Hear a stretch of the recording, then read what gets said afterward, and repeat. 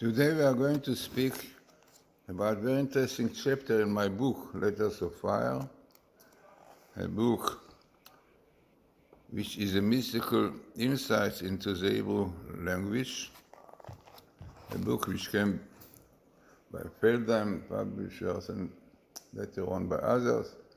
And in this book, Letters of Fire, by Mattyahu Glazsrson explores the wondrous world of hidden meanings in the letter and verse of the Holy Tongue. This realm of mystical splendor, where even the very form of each letter has profound significance, is revealed here in a language and style that enables every reader to discover the astonishing insight of Kabbalah and the teaching of the sages. So, definitely important book. As I said, most of the material are taken from many sources, and in fact, in the end of the book, I wrote almost 10 pages with the sources. The book was translated by most translators, really, also for Art School, Shlomo Fuchs Oshri, and was edited by very good editor of Feldheim, Mrs. Tabak, and she passed away not long ago. So, in this book, as I said, I brought many ideas to do with the Hebrew language, the language with which the world was created. So I brought a chapter which is called The Spoken and the Written Word Means and End. Very interesting phenomena. In the Midrash and Talmud also, we often encounter an interesting phenomena in the words of the sages. They, after, as is the plain meaning of Scripture by saying, don't read it such and such, but rather so and so, right? Very interesting, looks change. What meaning? It's written like this. The sages tell us, don't read it like this, but like this. An example can be found in the previous chapter in my book, Letters of Fire, as I said. So I brought an interesting example for it in the previous chapter of this chapter. And the idea is that at first glance, this seems very strange, for we know that every single letter of the Torah is written the way it is for a very precise reason. This seems very strange, therefore. Yeah. How to change and why to change what is written. Yeah. So what is the idea behind? So this phenomena can be understood, however, in the light of what we have learned in previous chapters. Okay, this is definitely in my book. I related to all this before. But every letter of the Holy Tongue corresponds to a fundamental spiritual force or principle. When the letters are combined into a word and vocalized in a certain manner, this represents a certain combination and variation of those fundamental principles. For this very reason, the Torah was written without punctuation or vocalization marks. You have know in Sinai, Moses only saw letters. Then afterwards, God told him how to divide it, but no punctuation there. By combining the letter in different order, with different punctuation, or with different vocalizations, we can discover new meanings. Yeah, again, things that I brought also in the previous before. The exegete method embodied in the phrase, don't read in such and such, but rather so and so, is just one example of this general rule. The Masoretic, the traditional, tells us that certain words in the Torah are to be read aloud one way, but written in a different way. Yeah, in such instance, the pronounced version is called the Kri, reading, while the written version is called Ktiv, writing. The Maharal of Prague states that, very interesting, that the way of reading, which is Kri, expresses the more superficial aspect of the matter as it appears to the eyes of flesh and blood, while the Ktiv, the writing, expresses the deeper meaning. For convenience, we may borrow the letters Kri and Ktiv. Let us take those letters, reading and writing, and apply them to the exegetic method. Don't read it in such and such, but rather in such and the word as it is found in the Torah, such and such, may be called the writing, while the altered version, so and so, may be called the reading. With regard to the method, the Chida, the Rebbe, very famous Rebbe Azulai, and the Shla Kadosh, both state that the writing, the spiritual goal, can be achieved by means of the principles expressed in the reading, even though the reading seems to be an alternation of the writing. The letters of both are similar to each other, only the vocalization and pronunciation are changed.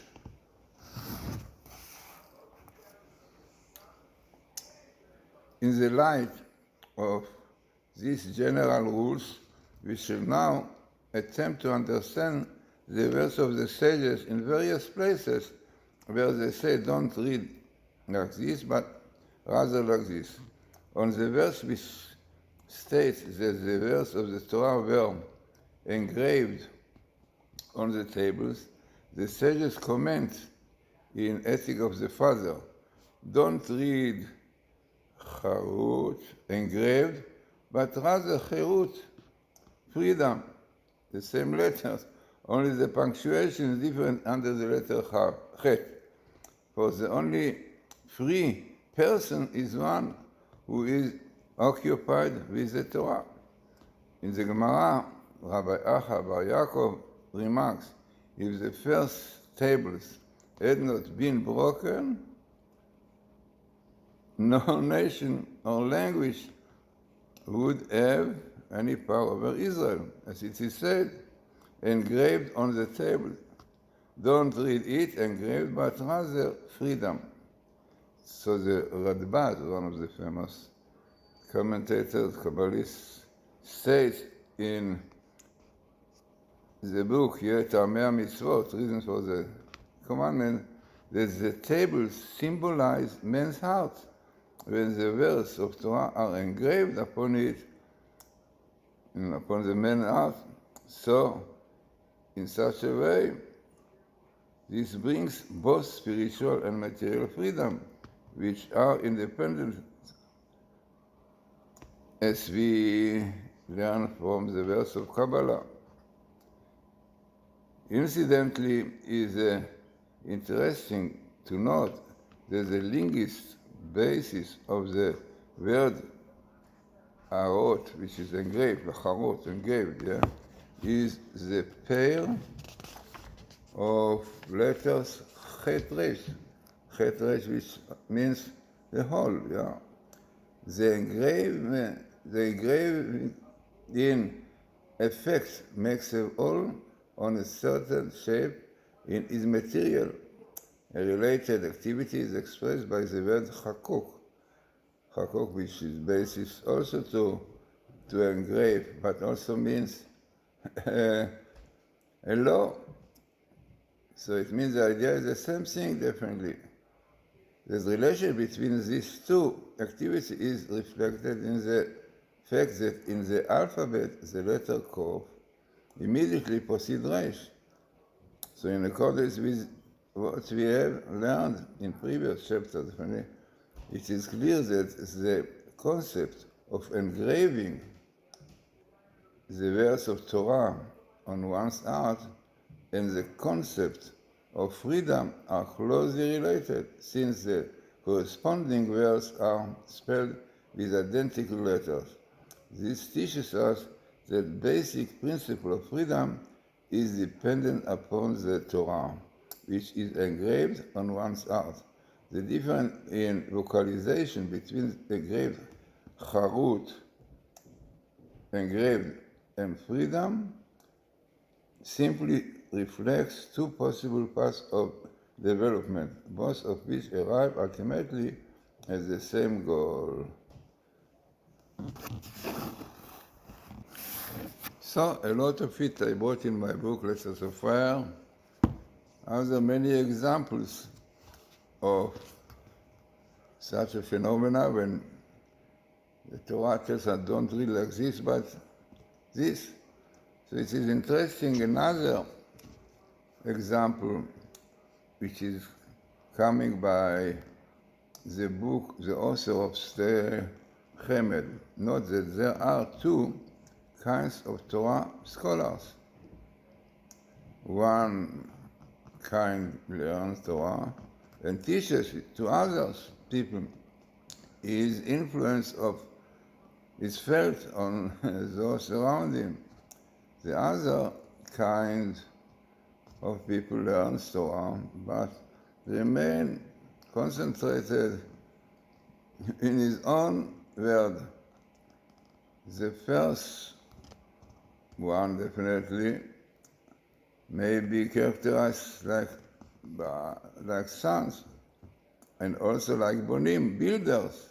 Yeah, because the same letter, banim and bonim, only the dot is in a different place, yeah, banim and bonim.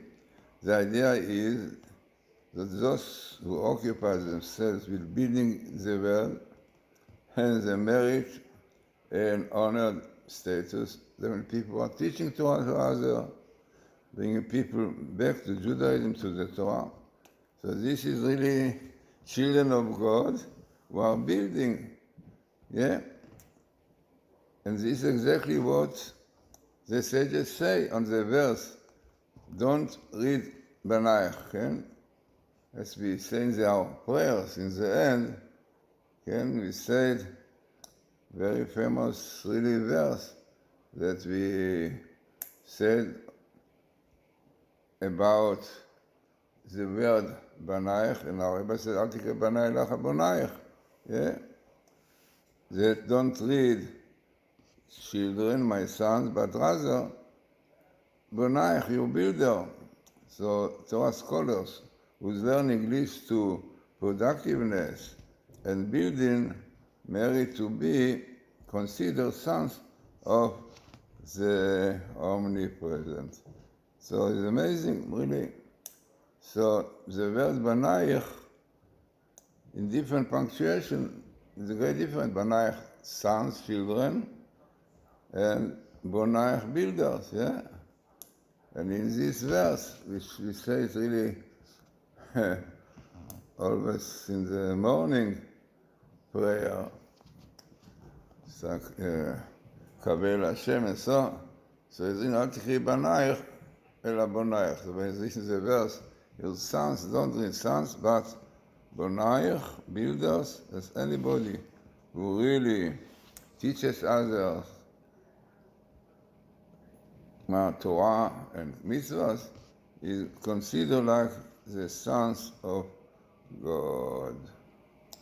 So again, another example, taking one word and different punctuation brings to another meaning, but still they are connected, because sons of God are those who are warring for Torah, for other people, and they are building really Judaism.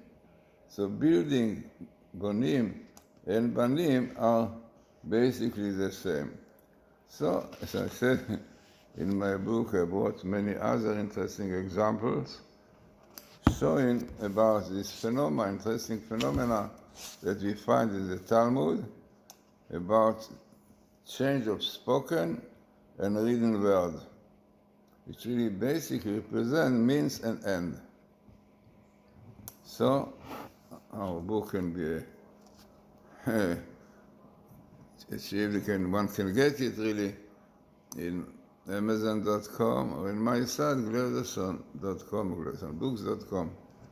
So very interesting and important chapter in my book, which is the spoken and the written word, means and ends, explaining very deeply in interesting way this phenomena that our rabbis tell us, don't read like this, but read like this.